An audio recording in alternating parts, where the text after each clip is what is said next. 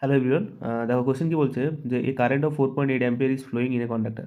একটা কন্ডাক্টের মধ্যে দিয়ে 4.8 অ্যাম্পিয়ার কারেন্ট ফ্লো হচ্ছে। তো বলছে ওই কন্ডাক্টের মধ্যে যে কারেন্টটা ফ্লো হচ্ছে, তো ওই কারেন্টের মধ্যে দিয়ে কতগুলো নাম্বার অফ ইলেকট্রন আমাদের আছে। তো এখানে কোশ্চেনের অ্যান্সার এখানে দেওয়া আছে 4টে অপশন। তার মানে কি দেখো, একটা কারেন্ট যখন ফ্লো হয় তার মানে কি বলি যে হোয়াট ইজ কারেন্ট, যে কারেন্ট হচ্ছে rate of flow of charge মানে কিউ/টি, যে চার্জের ফ্লো সময় সাপেক্ষে কত হচ্ছে। এবারে বলছে যে পার সেকেন্ডে কতগুলো ইলেকট্রন ফ্লো হচ্ছে। দেখো চার্জ ফ্লো হওয়া মানে কি ইলেকট্রন ফ্লো হওয়া। আচ্ছা, এবারে আমরা একটা ফর্মুলা জানি, charge Q equal to N into ই।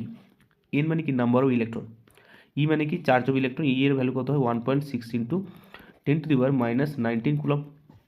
তো এখানে আই এর যে মেন ইকুয়েশন আছে, তো আই ইকুয়াল টু কি লিখতে পারি, এন ইন্টু ই আপন টি।